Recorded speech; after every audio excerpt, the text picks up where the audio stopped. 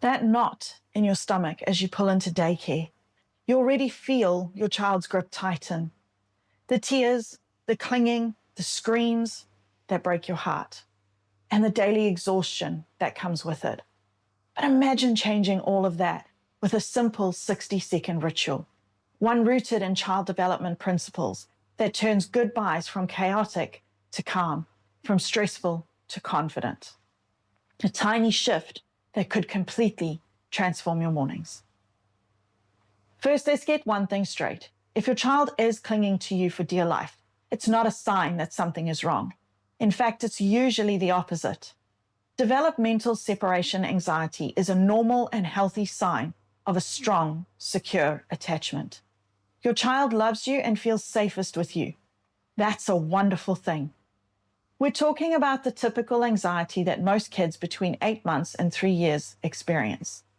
Of course, if this anxiety seems severe, lasts for more than 4 weeks, and gets in the way of daily life, it's always smart to chat with your pediatrician.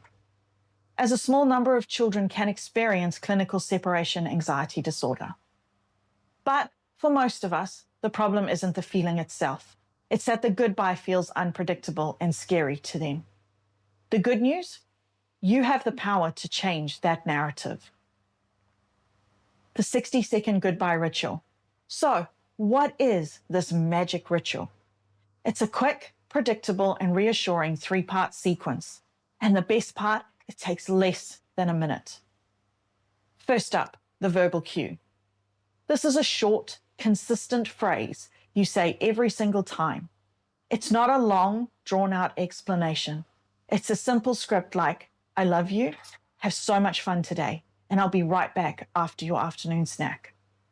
The key is that the phrase stays the same every day, and you state a concrete time for your return that your child can understand. This creates a predictable anchor they can hold on to. Next, the physical connection. Immediately after your phrase, do a special, brief physical action. This could be a unique handshake, 3 quick kisses on the cheek, a big bear hug, or a high five. This little ritual creates a positive, loving moment of connection that signals the goodbye is happening, but frames it with love, not fear. And third, and this is the hardest part for us parents, the confident exit. Once you've said your phrase and done your action, you say a final cheerful goodbye, turn, and leave. You do not linger. You don't look back. You don't run back in if there's tears start. This is the most critical step. Lingering signals that you're anxious, which only makes your child more anxious. Walking away with calm confidence tells your child that they are safe. You trust their caregiver and you will be back. Why this ritual works? This routine isn't just a random trick. It's rooted in solid child psychology. Children thrive on predictability and routine. When they don't know what to expect, their world feels out of control, which can trigger anxiety. This 60-second routine creates a predictable structure around a very unpredictable feeling. They learn that the verbal cue means the goodbye is starting. The physical connection is the loving peak, and the confident exit is the definite, non-negotiable end. Over time, this consistency helps them build a new, more positive association with drop-off. It builds trust, not just in their caregiver, but in the entire process. They learn that goodbye isn't a terrible, endless event, but a very short, predictable moment that always ends with you coming back. Your calm confidence becomes their calm confidence. What to avoid at all costs? As you start this, there are a few common traps to avoid. First, never, ever sneak out. It might feel easier in the moment, but it shatters your child's trust and can make future separations 10 times worse.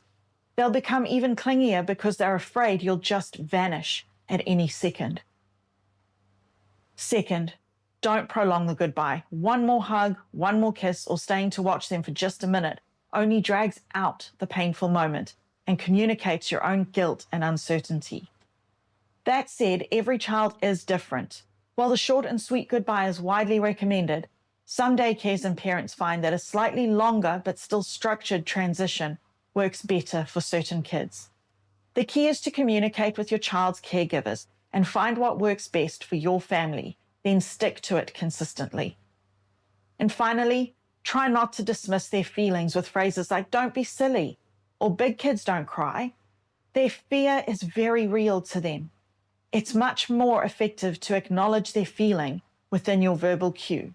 I know it's hard to say goodbye, but you're going to have a great day and I will be back, before you move on with the rest of the ritual. This process takes patience and consistency, but it really can make a world of difference. I'd love to hear from you. What are your biggest drop-off struggles? Share them in the comments below. You'll be amazed at how many of us are going through the exact same thing. And if you found this helpful, hit that subscribe button for more tips to make parenting just a little bit easier. So, there you have it, the 1-minute ritual to help turn tear-filled battles into confident goodbyes. Remember the 3 parts: a consistent verbal cue, a special physical connection, and a confident exit. Might not be perfect overnight. Your child may still cry for the first few days or even weeks as they learn the new routine, but stick with it. Your consistency is their security. By providing this predictable, loving, and brief ritual, you're giving them the confidence and resilience to not just survive separations, but to thrive through them. You've got this. Check out our Patreon page and socials for more resources and take a look at our Mindful Apparel store to add calm reminders to your daily life. Links in the description.